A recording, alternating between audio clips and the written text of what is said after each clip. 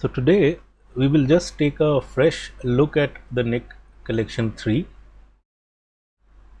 and after all these years and updates and feature additions that we can see on their site, and of course I have the trial version for this. Even if you look at the videos, they are concentrating primarily on one user interface effect and of course the geometric distortions. So we have added features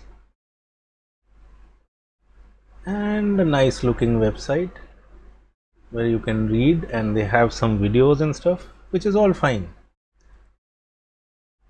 We are all aware of the power of this collection of tools and what it can do for our images, but even after all these years, there is simply no thought to the UI or UX, that is the user interface or the user experience, or consistency of usage across these plugins, and of course standalone applications as well. So let's just take a look. I have started up all of these so we don't have to wait for them to start up. Now this is one of the tools of the Nik Collection 3, Analog FX Pro. So on the left we have, let us say, the presets. On the right they will come up. The loop or histogram is hidden, which at least I would say should not be. This is one of the new features. It's hidden away here and it has to be enabled. You cannot globally enable it for all. I have enabled this for a couple of plugins, but since I haven't used Analog FX, this remains off here. This is primarily if you want to so-called non-destructively edit Lightroom files. I've already discussed this in an earlier video about the Nik Collection 3. It's not really non-destructive. Okay, let's take a look at Color FX Pro. Again, we have the presets and stuff on the left, which is fine. The loop or histogram again by default is hidden away, and the same option here. Now let's look at the top bar.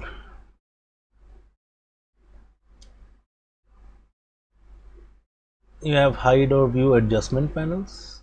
There's one on the left, this one is for the right, and change the background color from here. Zoom, you select a zoom percentage. Even if we hover over the zoom, then it tells you can toggle between zoom and fit to screen using the spacebar. Now let's go back to Analog FX Pro.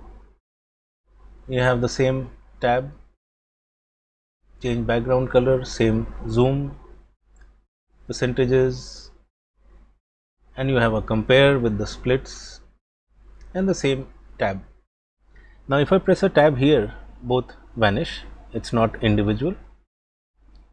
And if we go back to Color FX Pro, consistent here. If I press a tab, it goes away. Now let's look at define.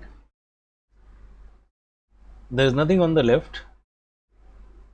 You have a preview checkbox, modes, select zoom for Z or the Z key. You have a pan, as if pan was not required in the other applications. It is absent there, and change the background color. Right? There is no option to remove the panel here. I can keep pressing the tab and nothing will happen. Okay, let's take a look at HDR FX Pro. Similar UI, similar to the first two. If I press a tab here, both of them disappear, and if we do this one at a time, we can hide one of the panels, which is fine. Once again, the new option is hidden down here, and let's look at the perspective. This is obviously totally different. and let's say we open up this,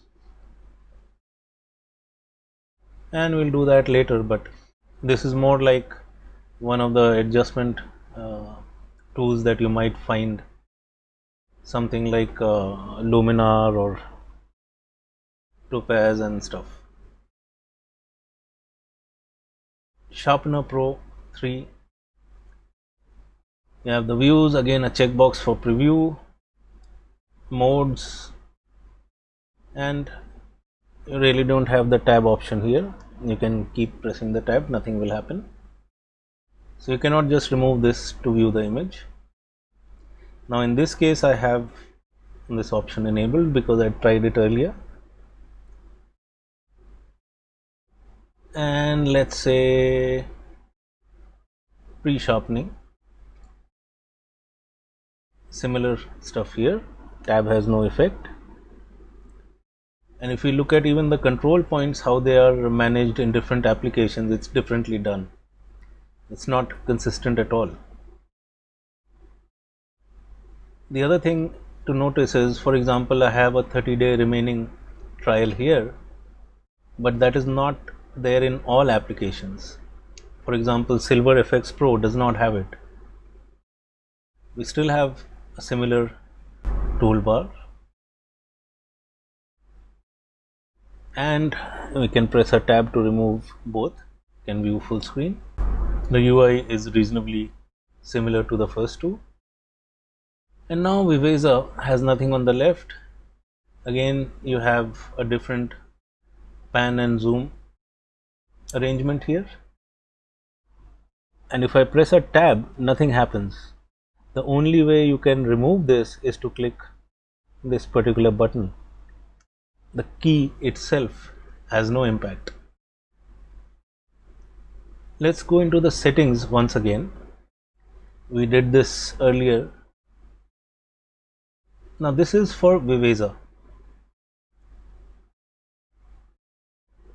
Now if we go into, let's say, Sharpener Pro, go into settings,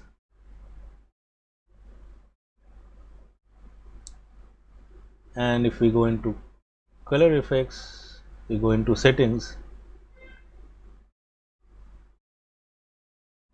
and this has a lot more, so I don't really get it. Why should there be so many different kinds of settings? Why can it not be more integrated and consistent across the applications? And that's the only major gripe I have left. It should be using standard shortcut keys wherever there's a brush, maybe from Photoshop, Lightroom, it does not matter which they use or copy, but at least have those shortcuts for a faster workflow. So these are the things that they have still to figure out and implement. I would love to see a more consistent user interface and of course a better user experience using standard shortcut keys, or maybe even being able to assign them or select from a compatible set. Let us say, okay, select Photoshop kind of shortcuts. That would make it so simple. So that's about it for this new collection and what still needs to be done after all these years. Yes, it is a good update finally, because as far as I am concerned, version 2 wasn't really a major update. This is definitely a lot better, but the user interface and the experience overall and the speed and the workflow does matter, and I hope DxO will fix this soon.